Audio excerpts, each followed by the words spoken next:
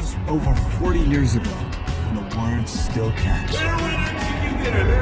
Winner, winner, chicken dinner. Yeah. Winner, winner, chicken dinner merupakan sebuah kalimat kiasan yang berasal dari Amerika Latin puluhan abad lalu. Di masa itu, kondisi perekonomian yang sangat mencekik sehingga satu porsi ayam pun jadi hal yang sangat mewah. Kemudian banyak yang mencari peruntungan dengan bermain judi. Dan kalimat winner, winner, chicken dinner pun lalu akhirnya diteriakan bagi orang yang berhasil memenangkan taruhan judi yang seharga makan malam ayam. Kali ini guys akan mengisahkan tentang cerita sekelompok mahasiswa dari universitas ternama MIT yang berusaha membuat kasino bangkrut. Kelompok mereka ini mempunyai rumus matematika untuk membuat kemenangan mutlak di setiap permainan blackjack. Seperti biasanya guys, pasang dulu headsetnya, jauhi keramaian, dengarkan baik-baik. Dan ini dia cerita 21 Blackjack 2008. Blackjack. Film ini dimulai dengan menampilkan seorang bernama Ben yang mengajukan dirinya untuk mendapatkan beasiswa kuliah gratis di Harvard. Di pertemuan dengan Profesor Philip itu, Ben mengungkapkan kalau dirinya mempunyai penelitian tentang robot dan juga punya nilai bagus dari ujian masuk kedokteran, serta ia juga pernah menjadi ketua dari juara matematika se-Amerika. Sayangnya, beasiswa tersebut hanya diberikan untuk satu orang saja. Dan saat ini yang ingin mendapatkan beasiswa itu ada 76 orang. Dengan kata lain, si penerima beasiswa tersebut bukan dilihat dari pintar dan cerdas saja, tapi siapakah yang paling spesial. Dari sanalah, Ben pun mulai menceritakan tentang pengalaman hidupnya. You need to really explain to us what makes you special.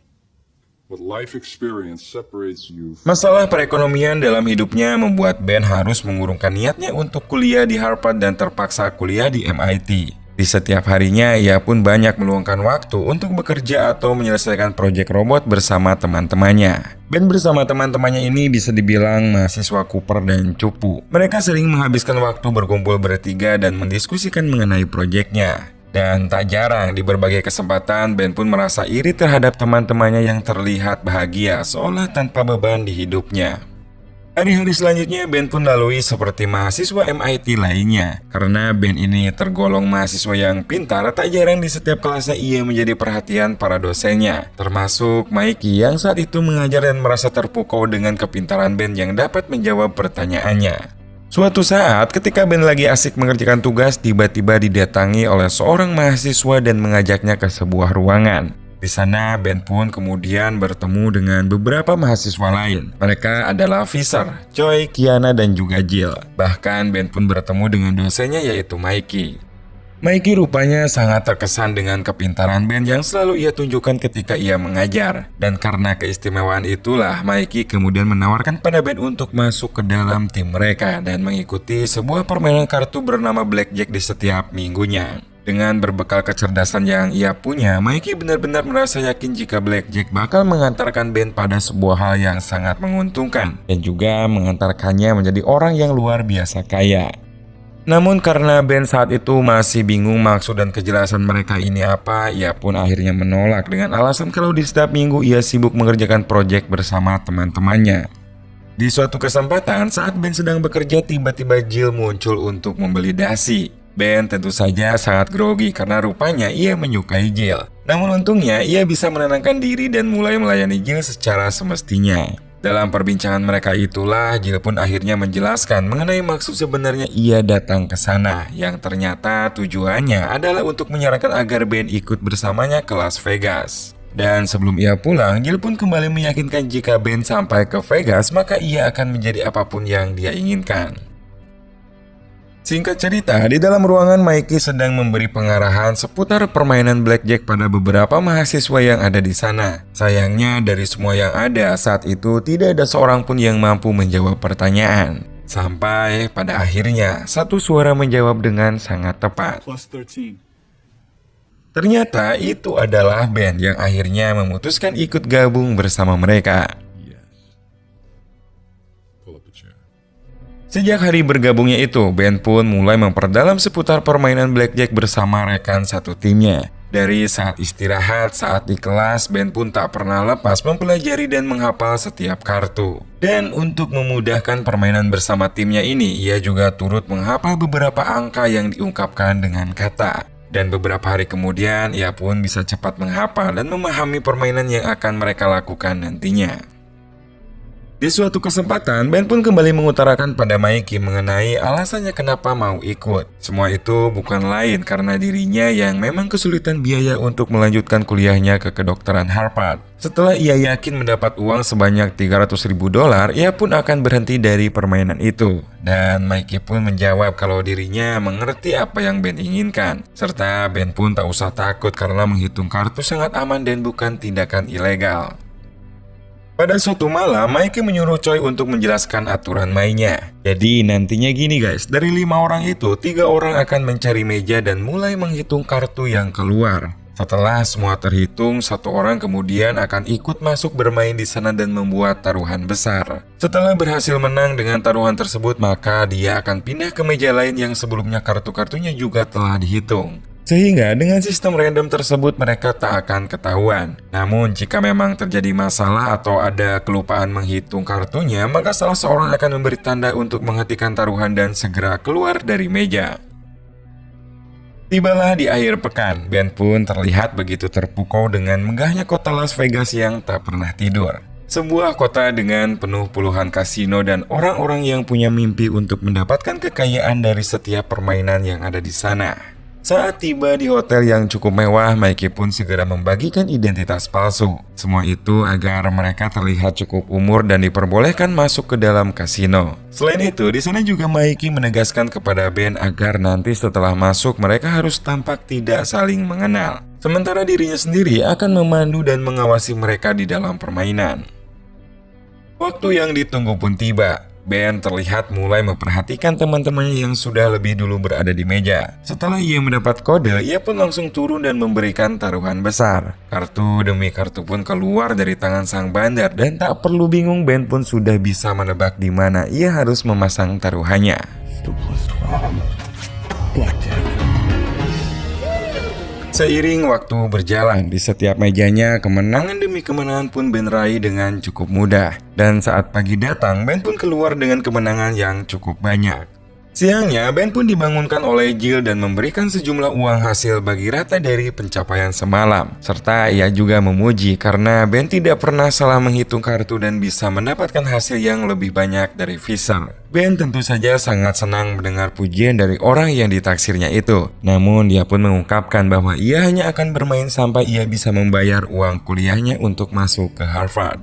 Tak lama kemudian, Mikey pun kembali mengumpulkan kelimanya untuk sedikit memberi pengarahan. Di sini ia pun memuji pencapaian Ben yang sangat luar biasa dan tak pernah salah dalam menghitung. Sementara Fisher justru dapat teguran karena terus bermain ketika sudah diperingatkan untuk mundur.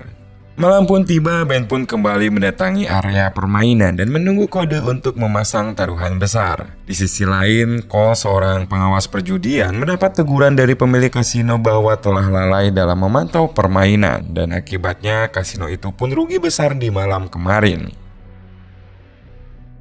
Setelah mereka pulang sesuai arahan dari Mikey, Ben pun sangat merahasiakan kerjaan sampingannya. Bahkan ia juga merahasiakan semua itu pada ibunya yang sebelumnya ingin memberikan uang tabungannya untuk menambah biaya masuk kuliah di Harvard. Namun Ben pun menolak uang itu dan mengatakan kalau dirinya telah mendapatkan beasiswa kuliah gratis. Mendengar hal itu, tentu saja ibunya sangat bahagia. Walau dalam hatinya Ben sedikit tak tega, tapi mengingat kini ia bisa mendapatkan uang dengan mudah, ia pun berharap uang tabungan itu akan lebih baik untuk ibunya sendiri. Begitu juga terhadap teman-temannya, rahasia itu tetap ia jaga baik-baik dan berbohong kalau di akhir pekan kemarin ia pergi ke rumah saudaranya dan lupa membawa telepon. Di akhir pekan selanjutnya, Ben pun bersama timnya kembali ke Vegas. Mereka pun bermain cukup bagus dan berhasil membawa keuntungan yang besar. Bahkan setelah beberapa kali Ben ke Vegas, ia pun tak menyangka kini tabungannya sudah mencapai $100.000, yang mana tinggal $200.000 lagi untuk bisa cukup membayar biaya kuliah. Di Boston, Ben adalah seorang mahasiswa biasa, namun ketika ia di Vegas, apalagi saat mendapat kemenangan yang sangat besar, ia pun bersama temannya mulai berfoya-foya di sana. Belanja semua yang mereka inginkan, dari mulai tas mahal, sepatu, hingga pakaian serba mewah. Dan tidak hanya itu saja, mereka pun berjalan-jalan sambil berpesta di meriahnya Las Vegas. Namun rupanya, kemenangan Ben yang beruntun itu lambat laun dicurigai oleh Cole. Ia pun bersama rekannya mencurigai kalau Ben telah menghitung setiap kartu yang ada di meja. Si pemilik kasino juga yakin kalau band ini tidak bekerja sendiri dan pasti ada orang lain di belakangnya. Dan ketika minggu selanjutnya band bersama timnya datang untuk bermain, mereka pun mulai memfokuskan CCTV-nya ke meja yang band mainkan.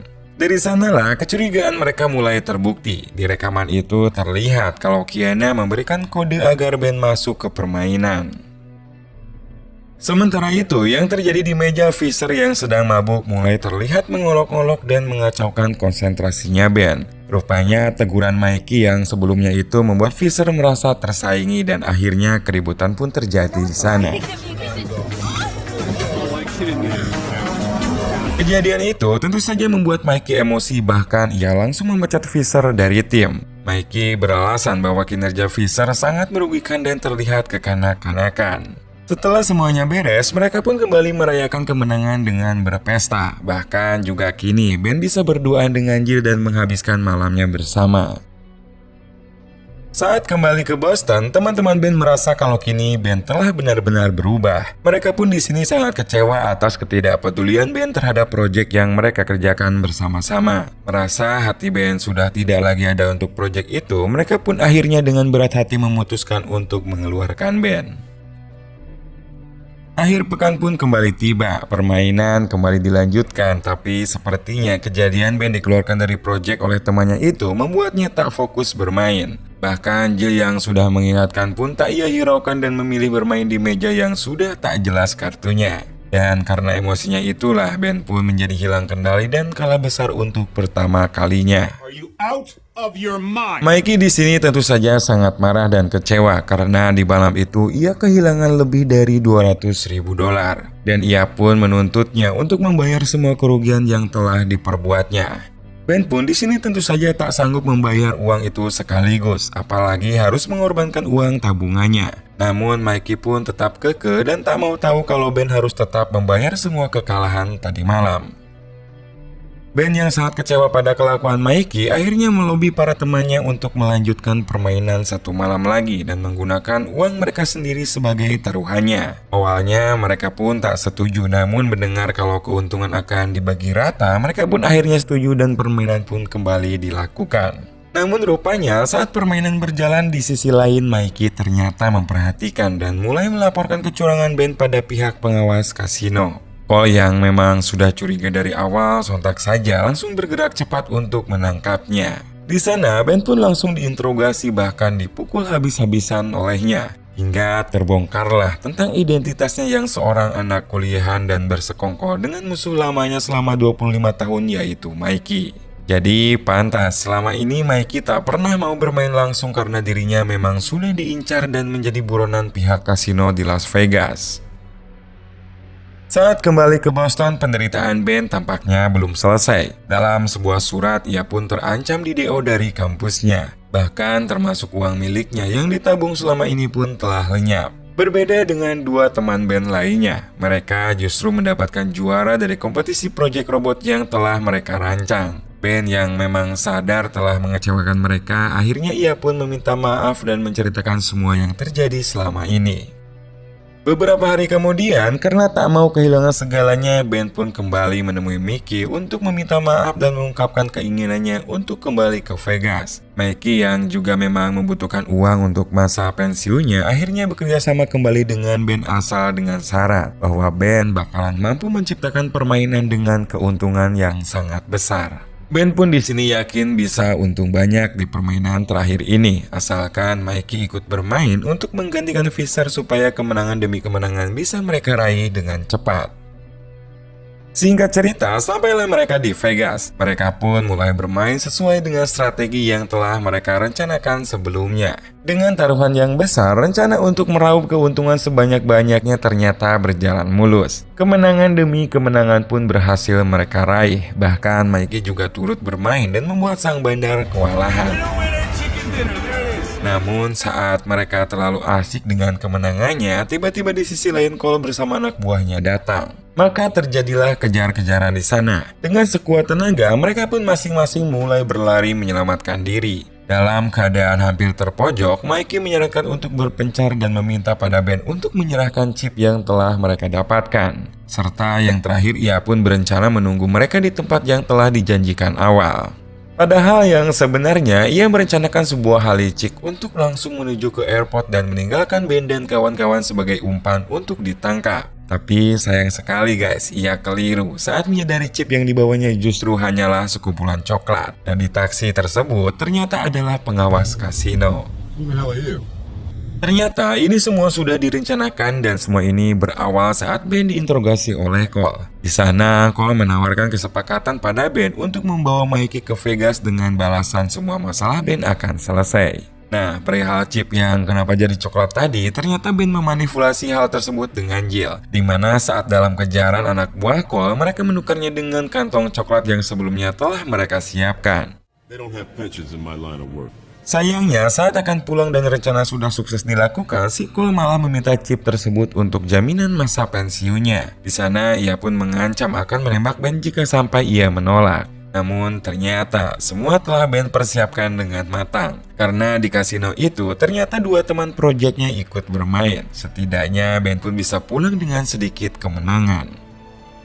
Itulah cerita masa lalu Ben yang diungkapkan pada Profesor Philip sebagai kisah yang menurutnya paling spesial dari para kandidat penerima beasiswa lainnya. Dan menurut kalian guys, apakah Ben ini akan lolos mendapatkan beasiswa atas kisahnya tersebut?